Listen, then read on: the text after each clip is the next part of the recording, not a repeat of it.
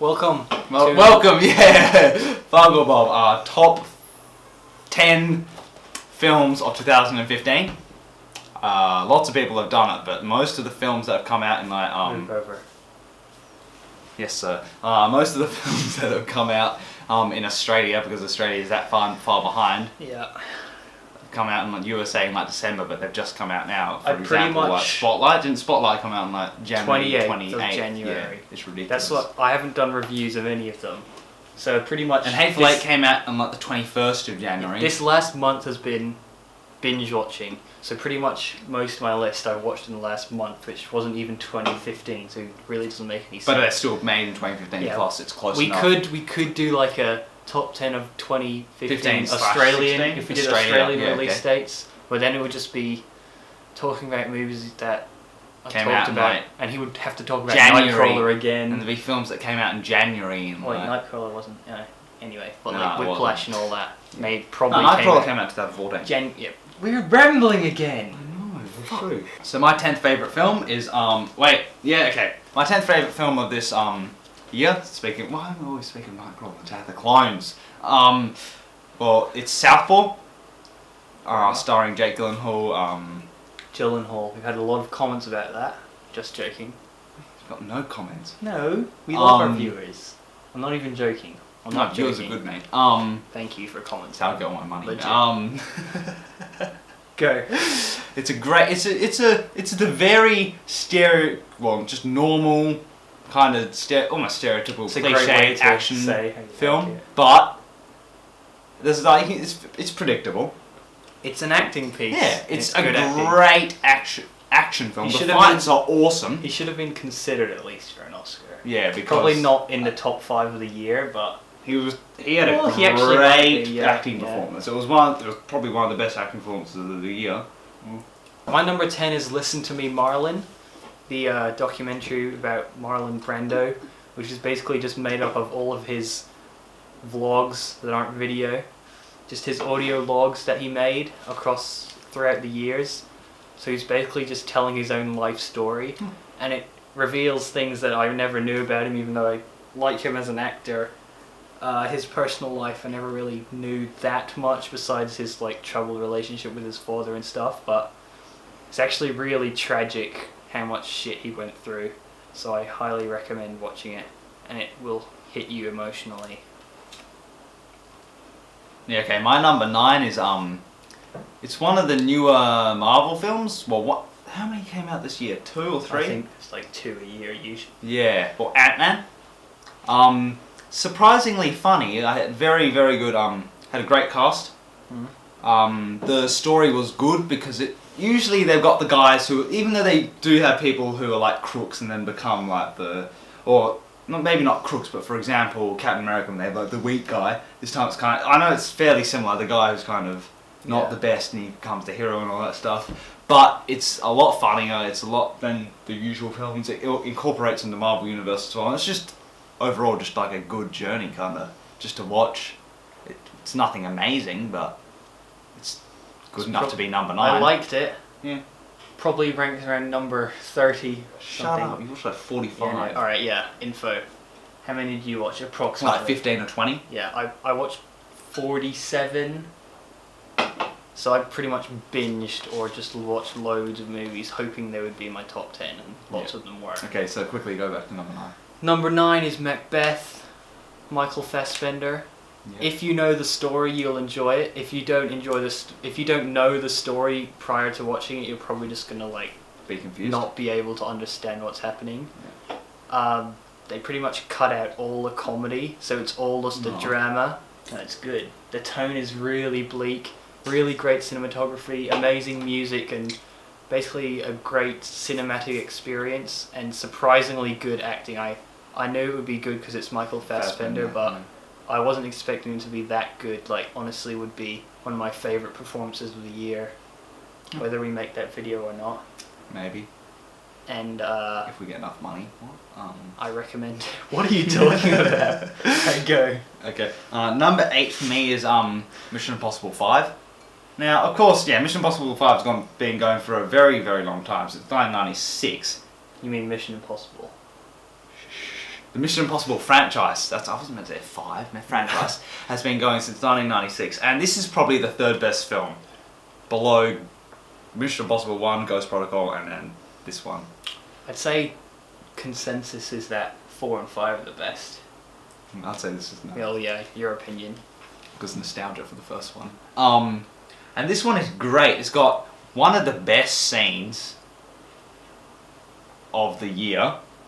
I'm not saying if it's in my top 5 favourite scenes. We're doing of the top year, 5 favourite scenes. but it is a great scene. It's him holding onto a plane. It was done in real life and all that stuff. And it's actually, even though it's that nail biting, it does have some hilarious scenes. Like it's the wrong door. Even though it's a bit like slapstick-ish in even a though way. it's a bit like, isn't he meant to be good at Stupid. technology? Exactly. But he's just randomly shit for no reason. Yeah. But it's still kind of funny. My number 8 is Mad Max Fury Road. It's definitely one of the best movies of the year, but in terms of enjoyment, it's number 8, so it's still really high, but I don't know why I said that. I didn't love it as much as many people did, because story is pretty much one of the most important things, and it just wasn't really an interesting story to me, and Fury Road. some of the acting, well, not really that was bad acting, just like the Australian accents, I was just like, oh god. No, some of them were I epic. couldn't really take it seriously, but I didn't really need to. The best they're part is Australian. just when it's just an amazing scale of action and you're just, oh my god, what's happening?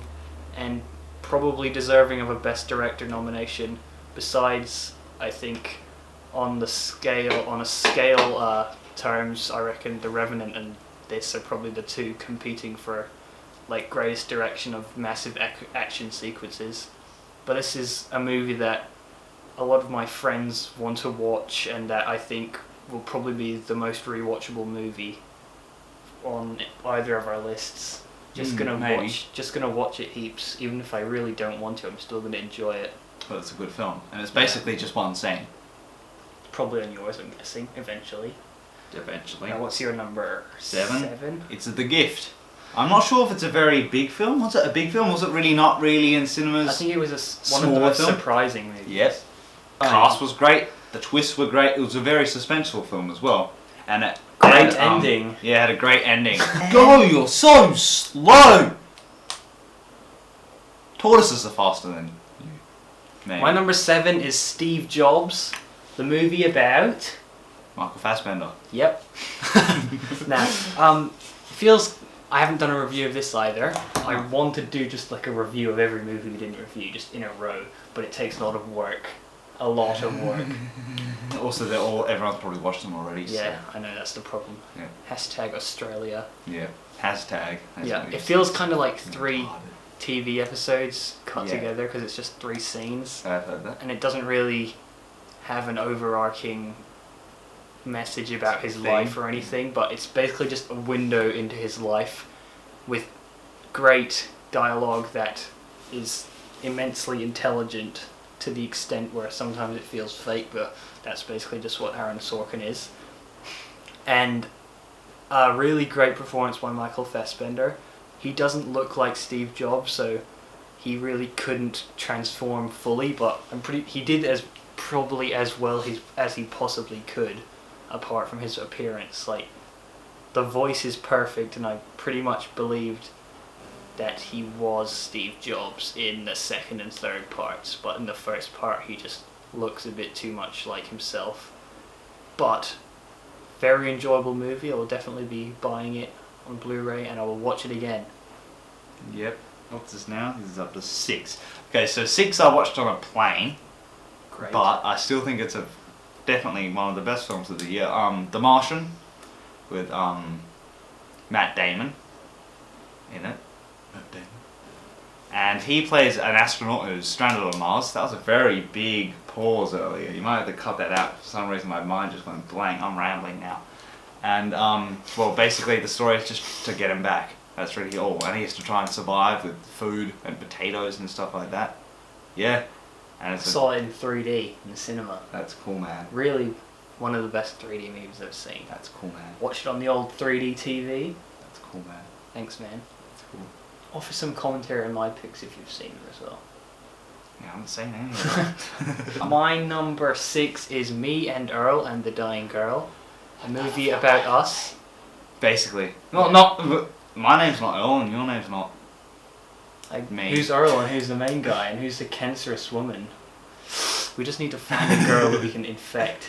Oh, that was so messed up. Yeah, but no. It really is relatable if you're a... What are you doing? I like to think that our movies that we have made are a bit better. Because they literally just change the title of a movie and make it. Oh, yeah, we actually had creativity. We're going to put them up on the channel. Eventually, but... And there'll be the good copyrighted ones. music. And there will be... Oh, Yeah. Going to go back and re-edit it. Anyway. Apple Alright, Music. yeah, so really relatable for me personally. So, and all these film references, like if you like the 400 Blows or loads of foreign films that most people of this age don't really know. It's kind of made for those type of people who like those type of movies. But it's also a really heartfelt story. It's like The Fault in Our Stars, but about people who make movies, so it's more of a personal thing. Great movie. Yeah. Okay, number 5. Get into the top 5. Yay. Saw this in cinemas. Bridge of Spies, directed by Steven Spielberg, starring Tom Hanks. Yeah, it's a great film. It's one of the best films, well, yeah, 5th best film in my opinion of the year. Because it's able to be a law film, a film about law and about policies, and also be able to be about the Cold War, also a film about soldiers, and it's be able to be so many things without feeling like that many things in one film. You haven't watched it, Nah. but it's just, yeah, Steven Spielberg is just so good at directing. He's able to direct another film with Tom Hanks, which of course is going to get like all these Oscar nominations and stuff, but who cares? It's still a good film. It's not like you can really mock it for not being a good film. Generic. It's generic, but it's... Was it worth the Best Picture nomination? Probably, yeah. I'm thinking, like, there's some superbly executed scenes, there's really good dialogue, everything's great. The order, the structure of the film is very well made as well. My number 5 is The Revenant. The most beautiful movie of the year, visually. I had some problems with basically the story, but in terms of filmmaking, it's really probably one of the best movies of the year, and I'm probably just going to end up watching random bits of it on Blu-ray just to look at it. Basically, which is the bear scene over and over again. Nah, I won't watch the bear scene. It's the one scene I won't watch over and over again. Because you want a special place in your heart. No, and because it's like, who wants to watch that? It's so brutal. But the other scenes where he's just walking through the wilderness and it's just amazing cinematography, I'm definitely going to buy this movie yet again. I'm going to waste not waste, I'm going to spend like $100 on all these movies. They end up being like 500. Yeah, I know. Yeah. Anyway, great movie. 4 is Mad Max Fury Road, already been there, done that. It's a great film, it's basically one scene, but it's able to be new but also continue on with the old, which is what another film in my top 3 has done. Ooh, subtle. Ooh. Go! It's just able to continue on from the Mel Gibson Mad Maxes, which I do love. They're very good. They're also a good depiction of most Australian people. And I know you didn't like the Australian accents, but I thought they were great. No, I don't have a problem with them. It's just I couldn't take it seriously. I know you can't. It's not trying to. But I know it's not trying to be. Of course, it's kind of just trying to show. Even though it was filmed in like Saudi Arabia and it has a British main actor, so it's not being extremely Australian. I'm not even sure if it's set in Australia. Like, yeah, it is. I know, but yeah, okay. It's Mad Max, mate. I know, but there was one scene that I won't get technical on. I'll tell you after. But it annoyed me purely because I like geography and I know Australia and stuff like that. Fair enough. Yeah. That's probably only you. Yeah. All the geography. But it's a great film. Geography nerds across the world. Yeah. Oh shit! Why'd they do that? All right, my number 4 is Sicario. It edged out over The Revenant because it had more of a purpose, in my opinion. It's a type of movie that proves that there are other factors towards crime and drugs in Mexico. It's not just black and white where you can just, why don't we go in and just kill them all, get rid of the drug like cartels, then it will be fine, but it won't, because the economy is operating based on the fact that of those drugs, and like 20% of the population, I don't know the statistics. That's what they were saying, or something yeah, like that. Like, it proves that there are other factors, and it's just one of the most bleak movies of the year. There's not really any like fun whatsoever in Yeah, that film. but really well directed, worthy of a Best Director nomination, definitely, but he didn't get it, of course. And this movie basically just got shut out most of the categories of the Oscars, and it's one of the most affecting movies of the year, and it's recommended by me, like all the other movies on this list. Okay. Right. Number 3 for me is Sicario. Yep. Yay, same reasons basically as him. Yep, good, great cinematography. Yeah. It's got some. If it weren't for The Revenant, I would say it would win. Probably going to come second, if there even is. There's no second place, but I mean, if they had a second, if they had a runner-up I would medal, honestly be okay They'd have if still it won, just because Roger Deakins, the cinematographer, has been nominated like 12 times and he never won. But the guy who did The Revenant is going to get 3 in a row. So it's kind of like, fuck you. no, Roger Deakins. Yeah, my number 3 is The Big Short. Another movie based on a true story. My top 5 are either true stories or feel like true stories. Sicario is basically a true story. It feels so real. It feels extremely real. And also another thing that's good about it. Yeah. So, The Big Short is a movie that had some problems, some flaws, but it was honestly so enjoyable that I didn't even care. Like, one of the most enjoyable movie experiences I've had this year, whereas a lot of my top 5 are these hard, like cinematic Masterpieces, but that make you feel emotions and go really dark, but this is just so enjoyable. But it also surprised me that it did have a lot of emotional connection, and it does go into the downsides of these guys profiting off the fact that loads of people lost their homes and their families are destroyed and things, so it's not all fun. my number 2 is Hateful Eight. Now we've already reviewed this, and I've already said, did we even make that? Well, I think I gave it an 8.5. Yeah, you did. Yeah, 8.5. And yeah, this is my second favourite film of the year. It is great. It's Tarantino. It's going to be great anyway. I've already made a review of it already. You can, Go watch it. It's great. Sure. Great The only reason we're speech, scene, talking all that about stuff. all of these is because we haven't reviewed them. But this is the one movie Yeah. you can say, go watch it. Yeah. My number 1 and 2 are so close that I would honestly say don't even bother with the ranking. They're the same. So my number 2 is Room.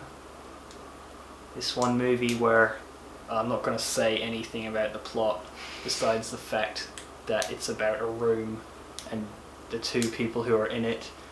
Room has got 2 of the best performances of the year. One of them is by a 5-year-old, and he honestly is better than a lot of the Oscar nominees this year. Like, I think if he was in supporting actor, I would probably say he deserves to win. Hayden Christensen. It's better. Dude. Just have to include Attack of the Clones in every single video so far. Anyway. Yeah. Okay, number 1. Of course, because I love this film, Star Wars Force Awakens. Great. No, I didn't know that was going to happen. See ya. No, I didn't know. It was a complete plot twist. No one knew this was going to happen.